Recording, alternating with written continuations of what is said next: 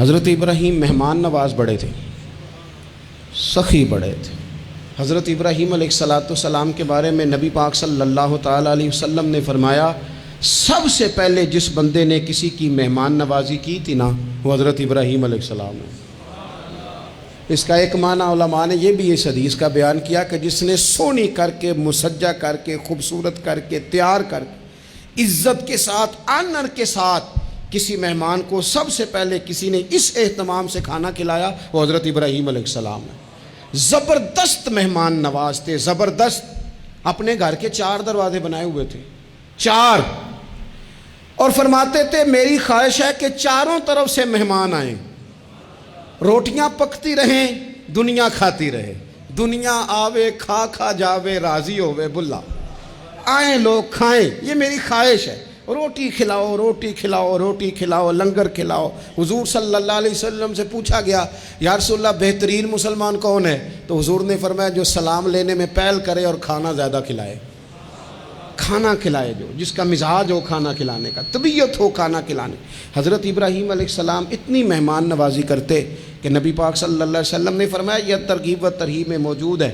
حضور علیہ السلام نے فرمایا کہ اللہ تعالیٰ نے حضرت ابراہیم علیہ السلام سے ایک دفعہ فرمایا ابراہیم یہ جو آپ کو اپنا خلیل بنایا ہے نا یہ اس لیے بنایا ہے کہ آپ کے دل مخلوق کے حق میں بڑے نرم ہیں، آپ مہمان نوازی بڑی کرتے ہیں، اور کبھی کبھی مشکل حالات ہوتے ہیں نا، ٹف حالات، ان میں بھی مہمان نوازی کرتے، ان میں بھی پانی پلاتے، کھانا کھلاتے، لوگوں کو اس دور کی ضروریات کے مطابق لوگوں کو دیکھتے۔ ہمارے نا پورا باب ہے حدیث پاک میں بخاری مسلم میں کہ بندہ ہمیشہ دل کا غنی ہوتا ہے، دلوں میں کبھی گنجائش بن جائے نا دلوں میں تو جیبوں میں بھی اللہ بنا ہی دیتا ہے۔ اپنے دلوں میں گنجائش بنائیں لوگوں کے لیے، اپنی طبیعتوں میں گنجائش، ہماری طبیعتوں میں گنجائش نہیں ہوتی۔ اللہ تعالیٰ بعض بندوں کو نواز دیتا ہے، انہیں چاہیے کہ وہ گنجائش رکھیں، کشادہ کریں اپنے دل کو، سینے کو۔ حضرت ابراہیم علیہ السلام نے نا ایک دفعہ قحط ہو گیا تھا، تو مہمان تو اب آئے بیٹھے تھے، بلکہ ان دنوں میں مہمان زیادہ بڑھ جاتے ہیں، کئی دفعہ زیادہ لوگ آ جاتے ہیں۔ اب وہ قحط کا زمانہ تھا، بہت ساری جگہوں پہ فصل ہی نہیں تھی، اناج ہی نہیں تھا، تو مہمان زیادہ ہو گئے۔ اب حضرت سارہ جناب ہاجرہ گھر میں موجود ہیں اور لوگوں کی لائنیں لگی ہوئی ہیں۔ حضرت ابراہیم علیہ السلام کا مصر میں ایک دوست تھا، حضرت حکیم الامت نے اس کو لکھا ہے، آپ نے نا اس کو کچھ سامان بھیجا، بوریاں بھیجی، فرمایا یار تیرے پاس گندم ہے تو ذرا گندم کی بھر دے بوریاں، مہمان بڑے آ گئے ہیں، روٹی کھلانی ہے لوگوں کو۔ حضرت ابراہیم نے وہ چند بوریاں اپنے اس مصری دوست کی طرف بھیجیں کہ گندم کی بھر دو، مہمان زیادہ آ گئے ہیں تو یہاں تو قحط ہے۔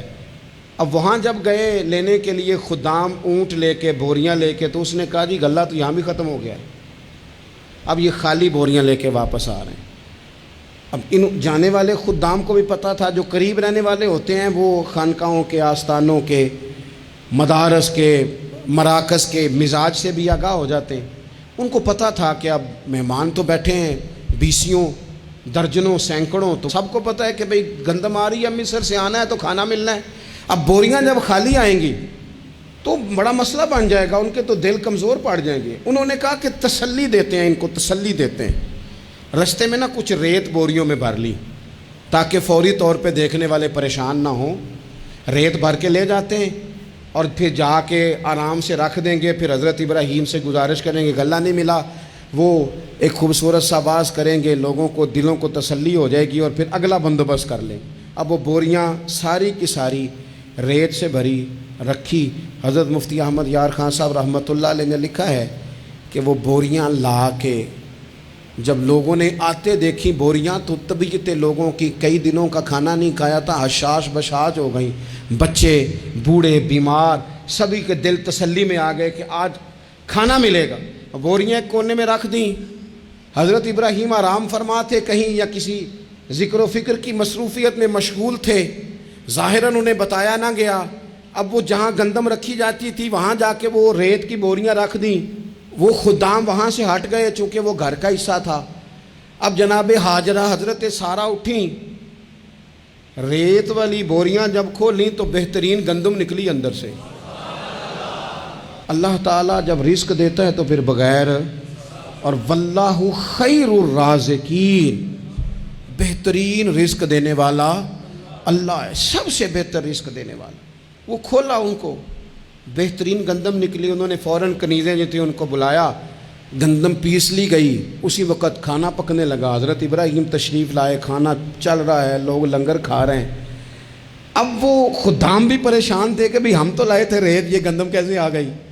حضرت سارہ اور جناب ہاجرہ قریب آئیں تو خواتین بعض اوقات گھر والوں کو گائیڈ کرتی ہیں کہ یہ والی سبزی بڑی اچھی تھی، یہ والے چاول بڑے اچھے ہیں، یہ جو گندم آپ لائیں یہ بڑی اچھی ہے۔